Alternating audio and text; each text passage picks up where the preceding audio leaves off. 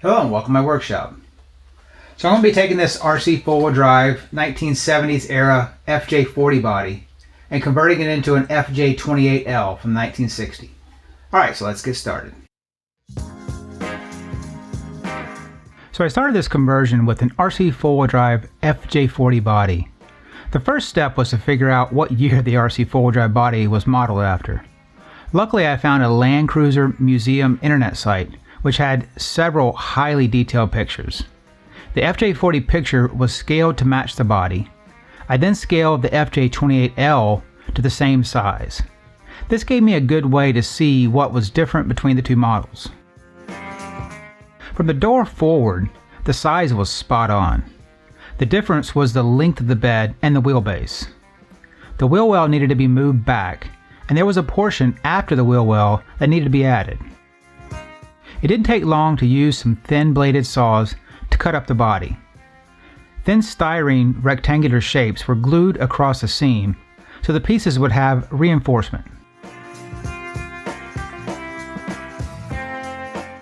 I normally work with 60,000 styrene, but I knew the RC4WD bodies are really thick, so I ordered a sheet of 80,000 to match. This made it easier for me to get the panels lined up without having to add a bunch of filler.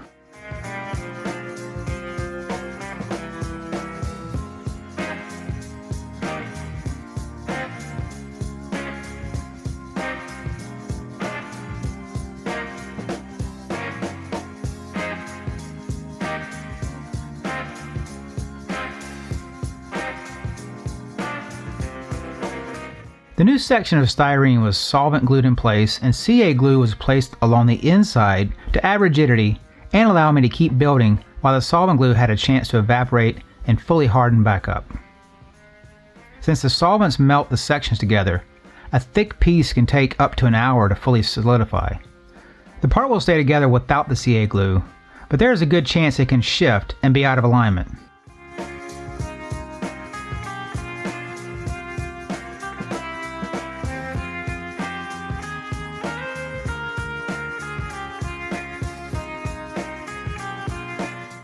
The same saws were used to cut off the roof.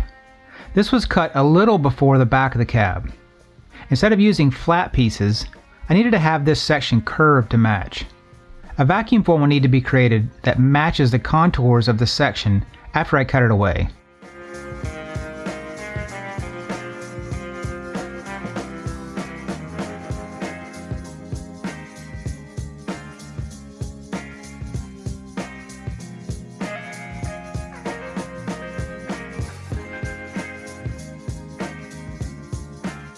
So I received this body from the customer as a kit. I used the manual to help me figure out where all the pieces were supposed to go.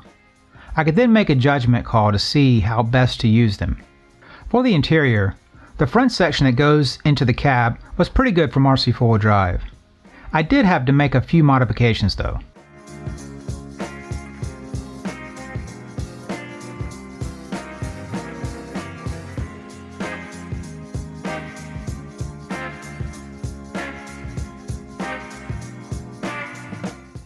The first step was to hack off the section of the interior that was past the cab.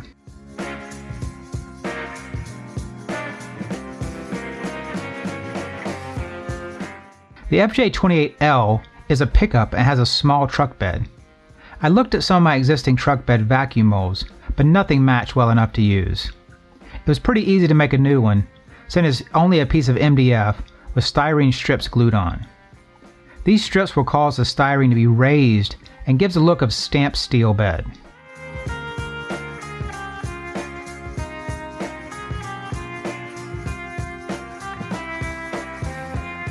When I use thin strips of styrene for repeated sections like the bed, I try and use manufactured pieces.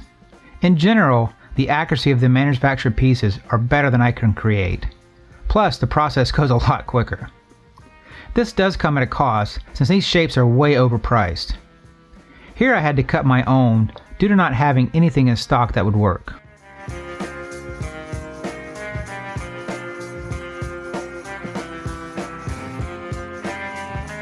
After vacuum forming the bed pieces, they are cut down and glued together.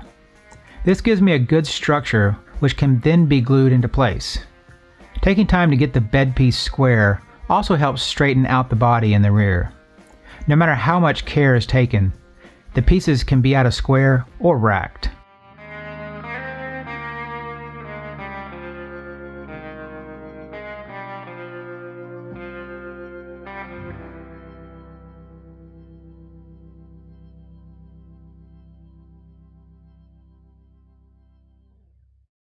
Much like the seams, I want the joints to be backed to increase durability.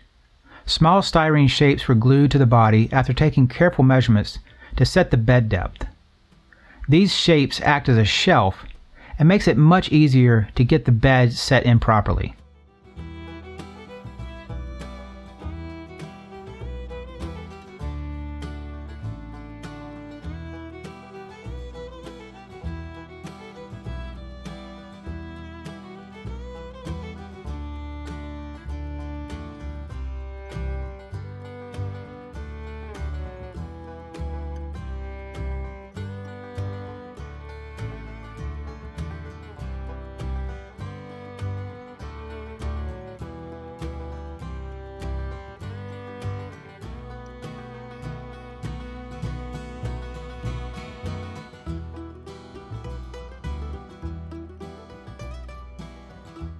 There will be inner wheel wells added, but for now I just leave the section cut out.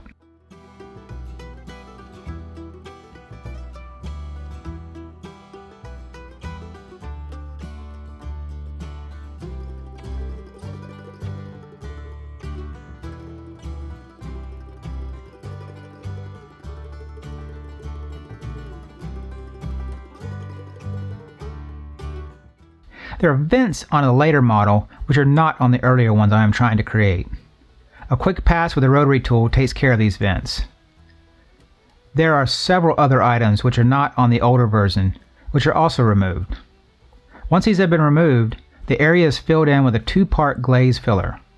Once sanded back, the divots left by the rotary tool will not be visible at all. With the body panels mostly complete, glaze filler is spread on before sanding back. This coat will get very close to the final finish, but spot fixes will be required. If it is still a deep section, more glaze filler can be used. If they are small scratches, primer and Tamiya putty can be used. The front end is similar, but has some key differences. Luckily, the major points, such as the headlights and grille, are in the same location. The FJ40 has a grille that sits on front, much like a modern vehicle. The FJ28 has one that is molded into the body. To accomplish this, the grille is sunken into the body and glued into place. I almost missed it, but another change came with the vents on the hood. The FJ40 has 9 openings, where the FJ28 has only 7. I had to carefully remove one off each end before filling this in with some glaze filler. The front has latches, and I was able to use some I already had designed and 3D printed. For a Jeep, these have the latch pointing up, but for the Land Cruiser, they point down. The latches have small tabs which hold into place with a 2.5mm hole drilled in the body. After removing several other molded pieces on the front, the holes were all filled in.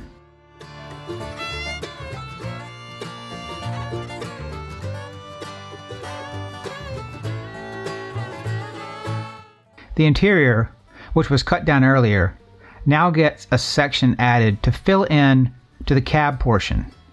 The cab has a little more room than what the RC4 drive model accounted for. I'm not sure if they shifted the seats too far forward or if the FJ28 just has that much more room.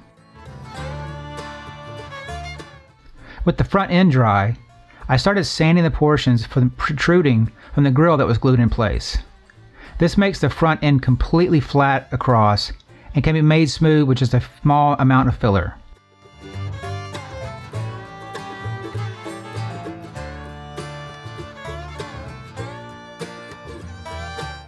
There's a cap on the rear which needs to be made. I'd glued together blocks of MDF before marking the outline of the cab. This was then sanded back and shaped on the benchtop belt sander.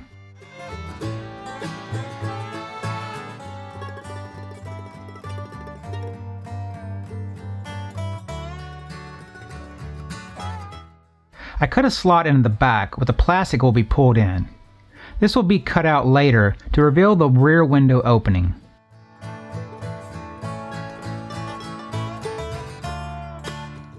Since I had the sander out and had already made a mess, I decided to make the inner fenders for the bed.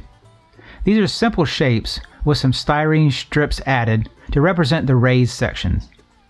When I do these matching pieces, carpet tape is used to hold them together. This way both sides can be sanded as one. This gives a more stable platform and makes sure they are the same.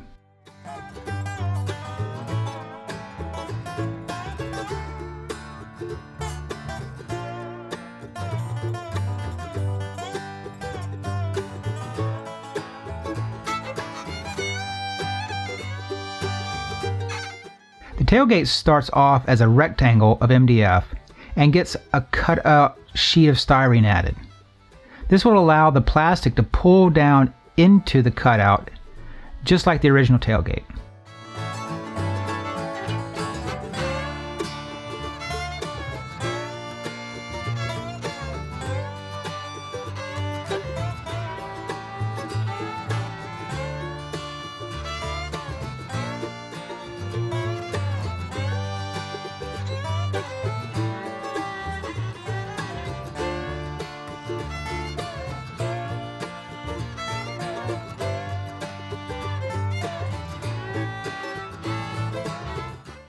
The tailgate has quite a few details which were raised up.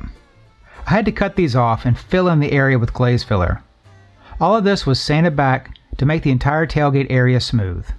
The newly created tailgate will sit on top, since the original one is not flush like the later model FJs.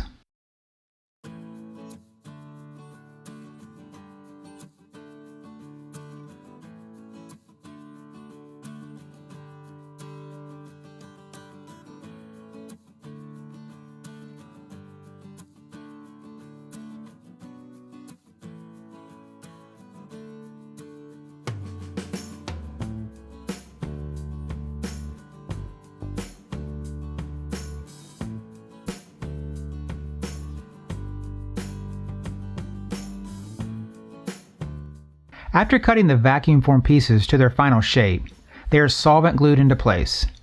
The fenders are pretty easy, but I had an extra step of cutting out the back window before that piece can be glued in place.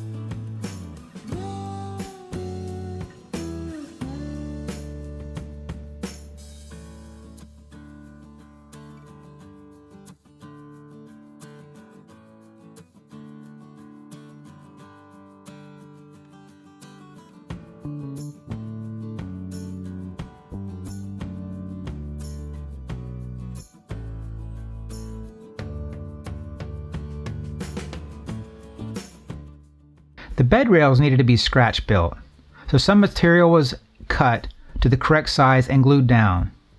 This will eventually receive some filler to make the seam disappear.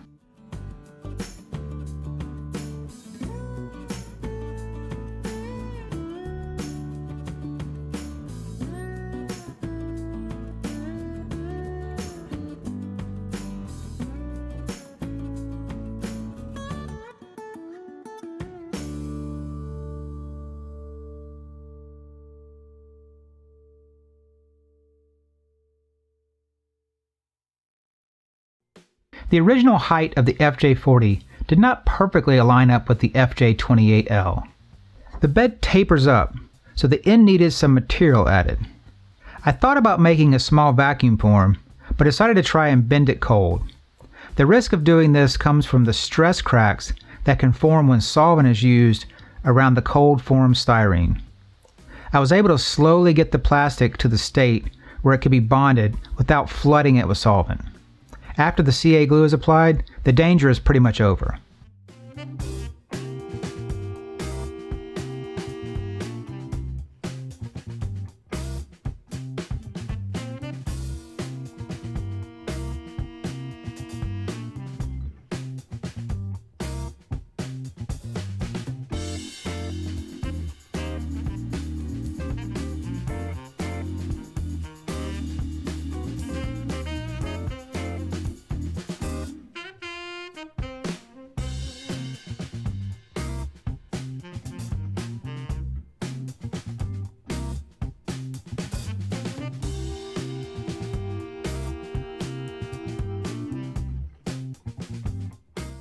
Since I started making parts with vacuum forming, it is rare that I get a chance to scratch build.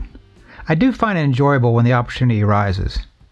I just take pieces of styrene to build up the upper edge and fill in small gaps with CA glue. Once it gets sanded back, the part will look seamless.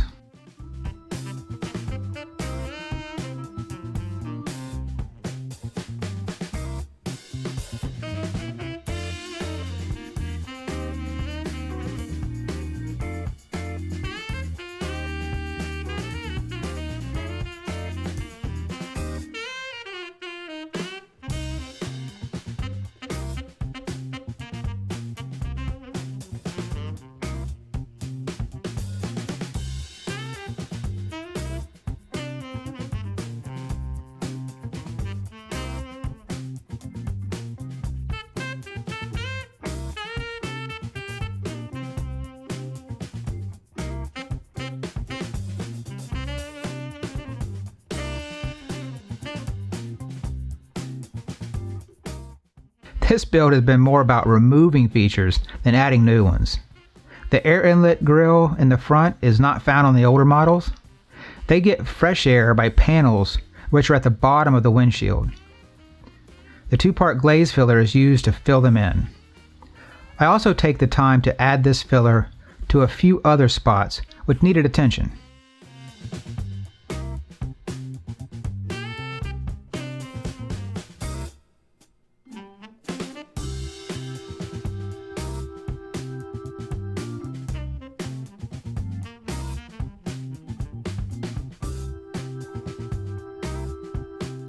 The Tamiya scribe tool is very useful for deepening panel gaps or for creating new ones from scratch.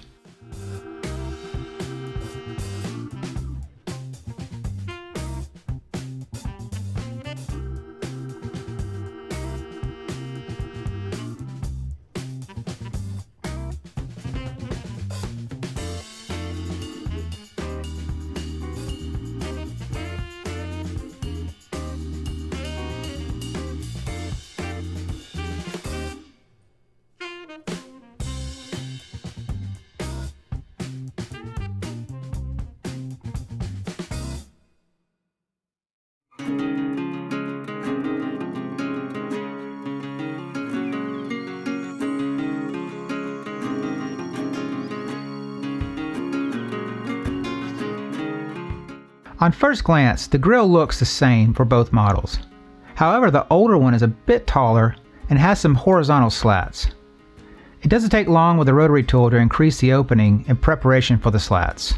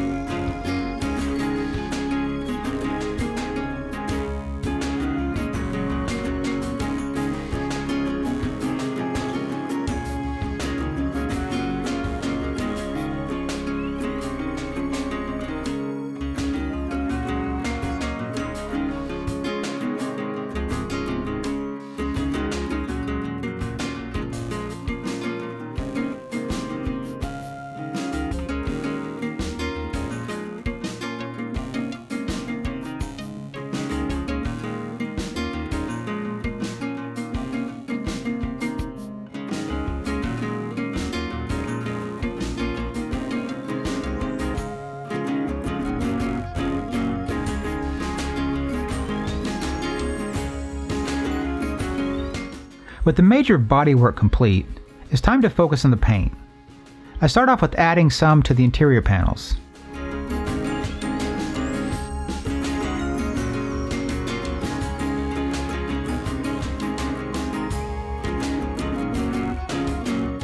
There's always a point where I have to go through the reference material with a fine-tooth comb. I am looking for those small details which I somehow missed before. Here I am adding some small protrusions that encompass the fender opening.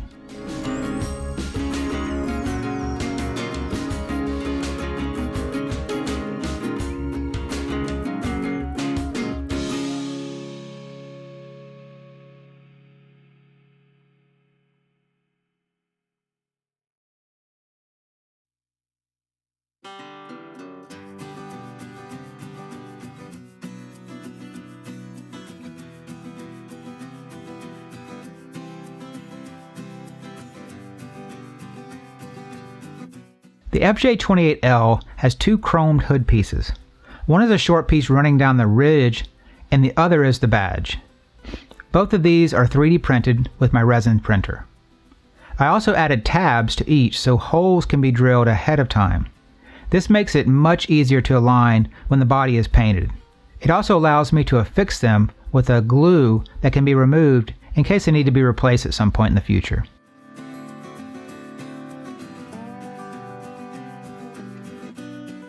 Now that I really have all the bodywork complete and sanded down to 600 grit, the color can be applied. Most of the interior remains the same, with a few modifications and some small pieces added. Some 3D printed switches were added to the dash, and a rubber gasket material was cut to represent floor mats.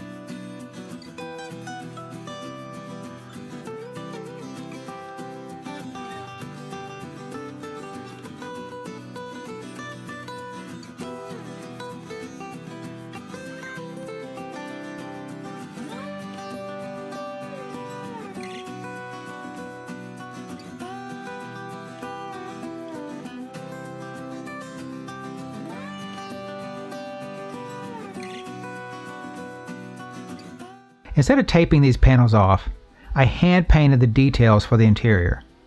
It's really hard to see interior bits, so worrying about tiny brush strokes is just a waste of time and effort.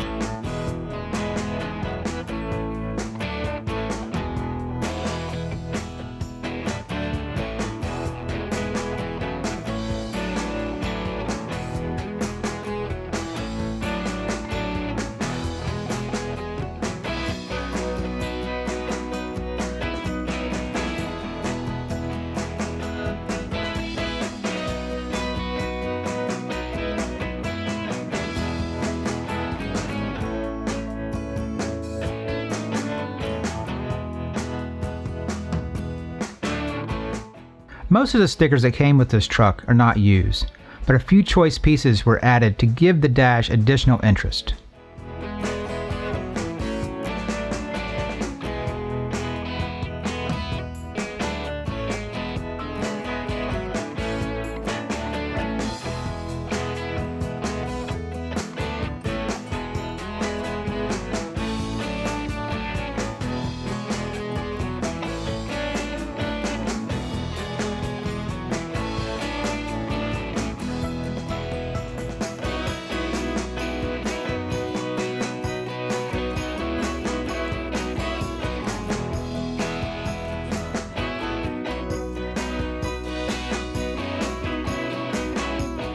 The seats are the same, but their placement has been adjusted.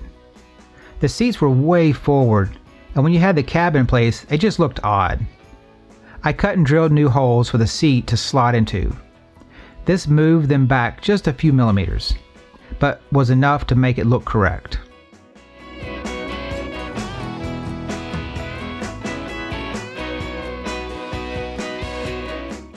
I had some issues with the paint, but after several attempts at wet sanding, all the issues were removed.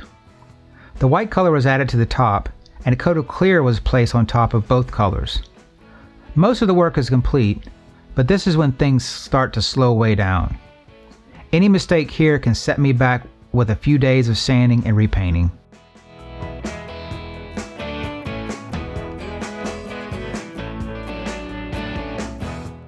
All the chrome details were pushed into the holes and glued in place. I'm very pleased with the badge on the side. It's really amazing what the detail of 3D printers can achieve.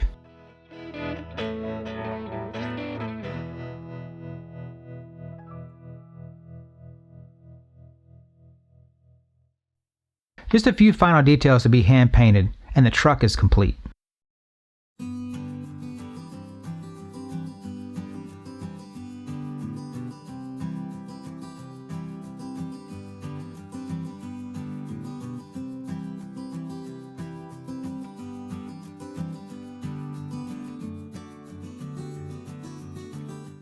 When I got this build, I knew I would enjoy it.